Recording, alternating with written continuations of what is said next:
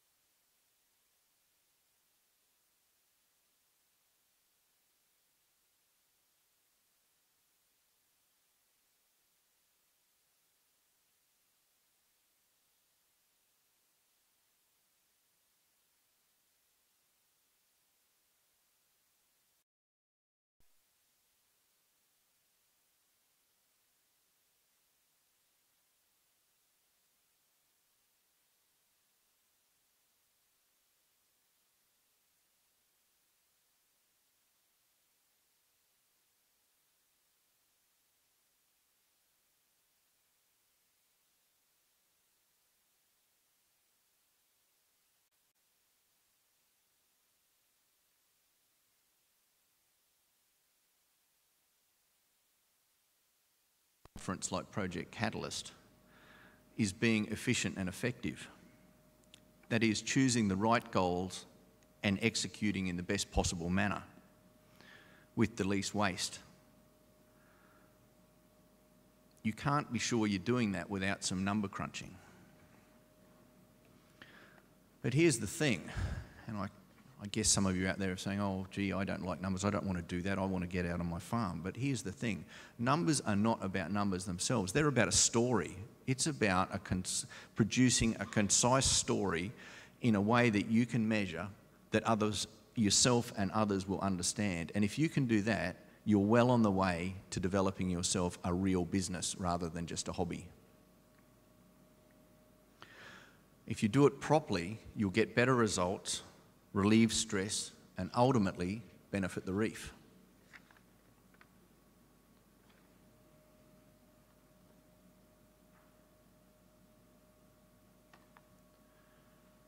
There's a photo of me on the dryland farm. And there's some picture of numbers that I should have put up when I talked about numbers.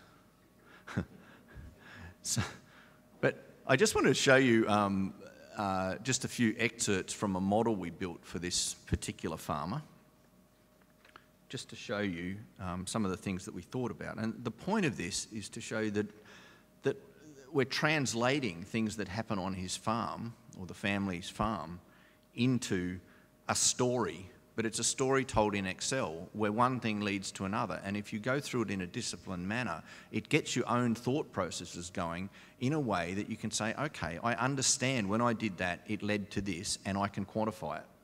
Well, that's critical. So on this first page, I just want to see, does that work? Perhaps it doesn't matter. No, just, is that the pointer? No. That's all right then. Right. Thank you very much. Okay, so,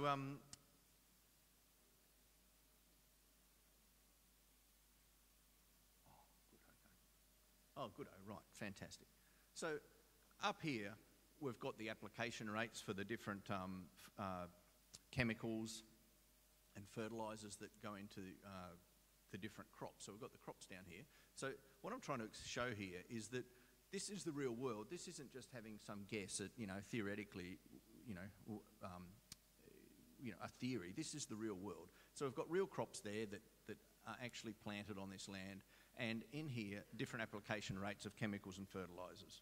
And then in this panel down here, we have the application frequencies for each of those chemicals and fertilisers. Oops.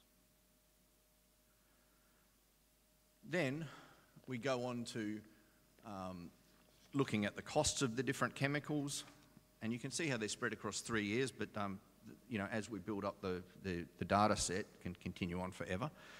We've got the costs of the seed that go in, the costs of the fertiliser, the cost of the contractors that are used to either weed or harvest on the different blocks of land, and then of course the cost of fuel. Then we look at all of the different paddocks on this farmer's land, and we look at how they're going to be planted. What's the plan for planting over the next few years? And remember, we had the application rates and the chemicals and fertilisers, and you can see that the actual paddocks are down there. So again, it's not theoretical. This is a real farm. And you'll have similar names. He's got all their family favourite names that have been set up over several generations. You can build the same sort of thing. Now, once you've got all those things together, what you're going to plant, the input costs, the expected crop yields, the chemical application rates, the application rates for fertilisers, and the different other costs that come in, you can actually calculate an estimate of gross profit for each block of land that you've got. Well, to me, that's where it starts getting really interesting, because that means that you can make decisions on or make judgments on how you're going to apply, or how much fertiliser you're going to apply, how much chemical you're going to apply, to which blocks of land, what you're going to plant there, coming down, so it actually flows through to a real profit number. And as I said earlier, profit is really the only thing that counts. If you're not making a profit, you really don't have a business. So you've got to be focused on that bottom line, and it's the proper and efficient, effective application of all the inputs that allows us to get to the best profit that you can get from the land that you have. Now, if you do that consistently, you'll end up with a data set that actually tells you something. 10 years, 20 years, you'll end up with an amazing data set which will actually be one of the most valuable tools in your toolkit.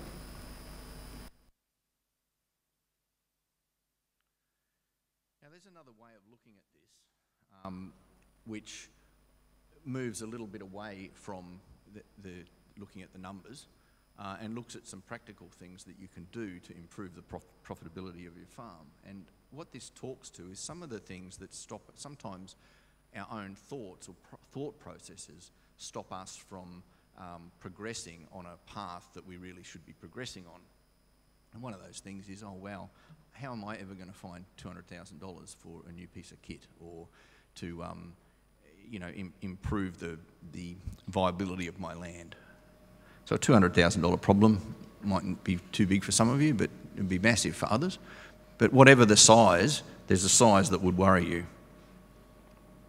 Now, I know, for example, in cane, that one of the big concerns is the cost of electricity. Right across the industry, particularly for those that are irrigated, the cost of electricity has become really prohibitive, because in irrigation, not only do you have to pay for the water, but you also have to pay to pump it out. Now, that slide just shows some of the comments that were made at a meeting that addressed this. Now, the thing is, you can think about, oh, electricity's going up, what am I going to do about it? It's affecting the viability of my land.